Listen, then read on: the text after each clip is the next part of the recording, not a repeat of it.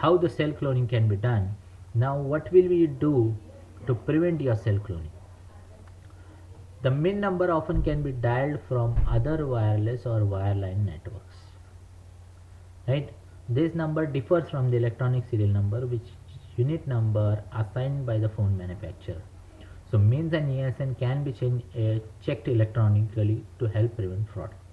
Always set a PIN that is required before the phone can be used. Check all the mobile phones are covered by the corporate security policy and authentication.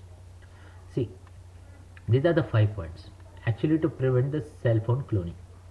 Firstly, you have to think that the MIN number, that is mobile identification number, it and the ESN number can be checked electronically in order to prevent fraud. As soon as you log the complaint to any telecom company, they can find out in their database if someone is using your ESN number or MIN number. And if you are very intelligent, always when you get your SIM card, you get your PIN. Always keep your PIN secret. Don't share that PIN, because since you share that PIN, then it becomes really difficult. And then always keep secret PIN so that it can help in cloning. It can help in cloning. Check that all the mobile devices are covered by corporate security policy. In many of the cases, what happens is that corporate security policy is not covered, and authentication can be done. Authentication is very much required in order to prevent the cell phone cloning. Authentication means user ID and password. Keep your ESN and mobile identification number checked when you find when you are finding that someone is starting your phone or cloning your phone.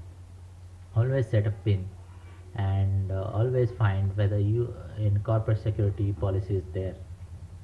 Okay. And what exactly is nothing but the authentication? Authentication is nothing but a mathematical process. Authentication is nothing but a mathematical process by which the identical calculations are performed in both the networks and mobile phone. So these calculations, they use nothing but the secret information which are pre-programmed into the mobile phone and the network before the service is activated.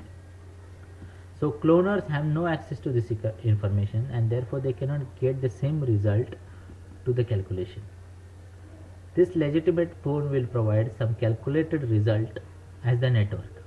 The mobile phone result is sent to the network as compared to the network result. If they match, the phone is not a clone.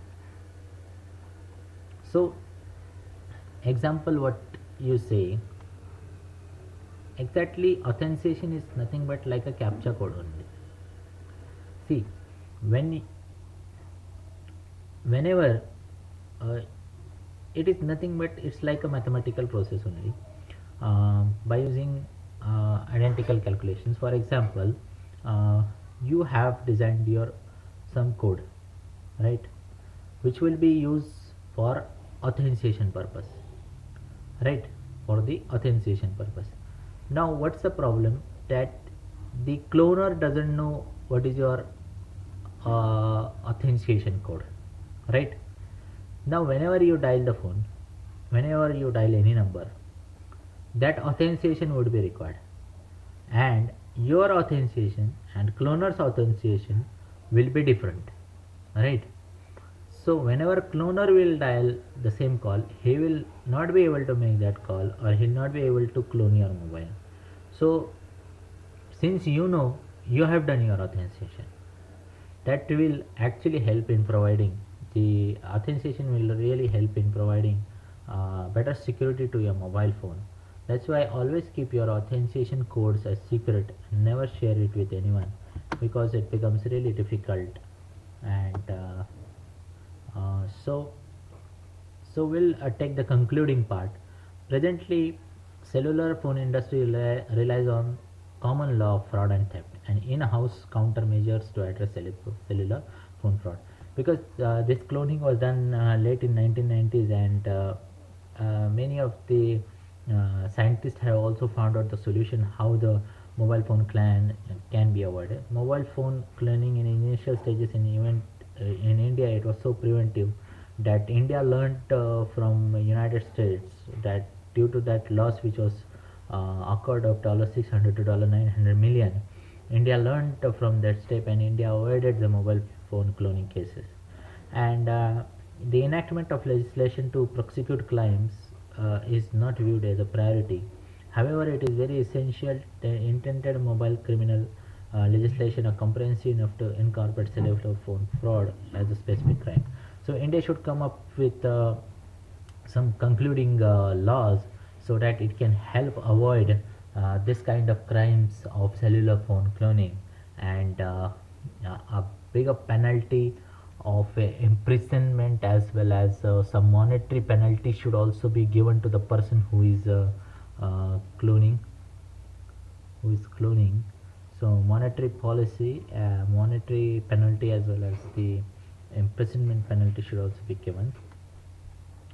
Hope you understood the cell phone cloning, and in the next thing we are going to study 5G 4G technologies which are coming up.